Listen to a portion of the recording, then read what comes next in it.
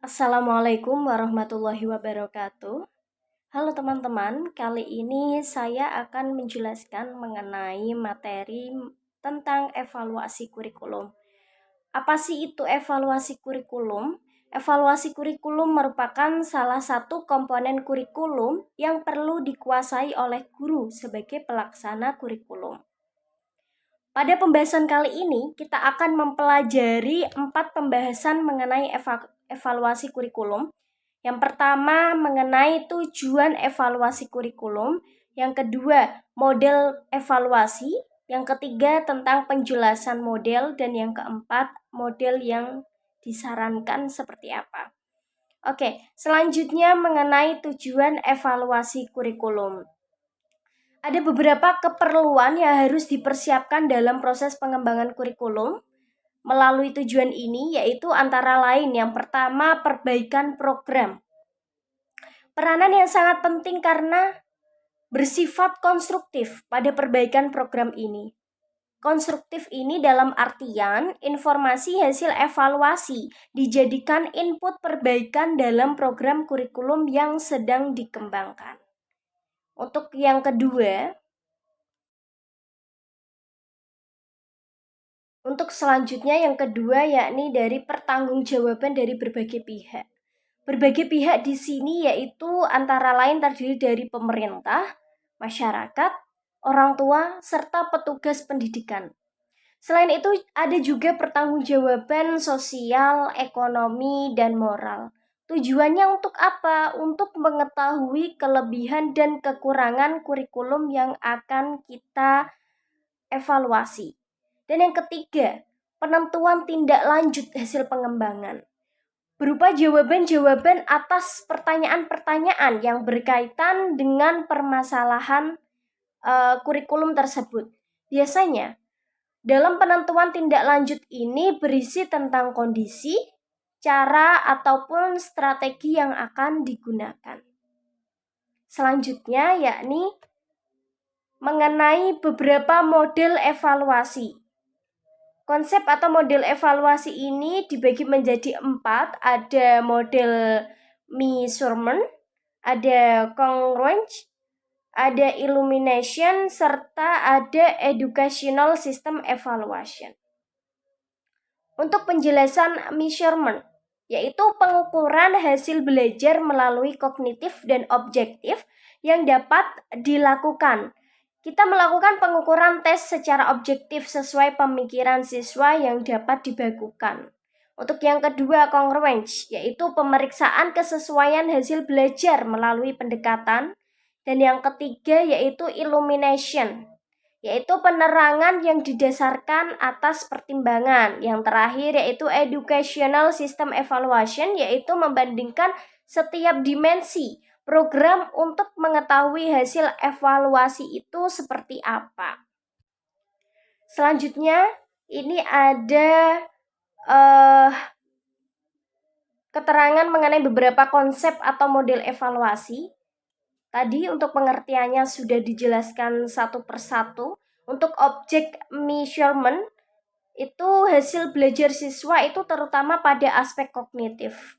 Untuk congruence, objek hasil belajar siswa itu masuk ke dalam aspek kognitif, psikomotor, dan afektif. Illumination, itu objeknya latar belakang program, proses pelaksanaannya, hasil belajar, serta kesulitan yang dialami oleh siswa. Terus educational system, objeknya berupa input, proses, serta output. Untuk fungsinya pada measurement itu untuk seleksi, bimbingan, perbandingan, serta efektivitas program.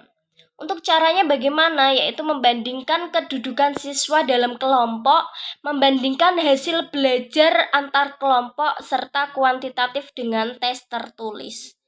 Untuk congruence, yaitu fungsinya untuk penyempurnaan bimbingan siswa. Untuk caranya yaitu menggunakan pre dan post assessment, analisis bagian demi bagian, kuantitatif dengan tes tertulis maupun jenis yang lain. Untuk model illumination, Fungsinya yaitu untuk penyempurnaan program serta caranya yaitu melalui orientasi, pengamatan yang terarah, analisis sebab akibat. Untuk model educational system yaitu fungsinya untuk penyempurnaan program juga. Dan caranya yaitu membandingkan performance dengan kriteria intern dan kriteria ekstern, kualitatif dan kuantitatif dengan tes dan teknik lain. Baik, untuk selanjutnya yaitu model yang disarankan. Ketepatan suatu model tak dapat dilepaskan dari tujuan yang ingin dicapai dari kegiatan evaluasi yang kita adakan. Paling tepat adalah menggunakan model education system evaluation. Kenapa? Karena yang pertama alasannya menanggulangi kelemahan 3 model terdahulu. Yang kedua, karena banyak memperlihatkan segi-segi positif. Yang ketiga, karena absolut maupun relatif. Serta yang keempat yaitu proses dilakukan dari tahap ke tahap dan secara rinci.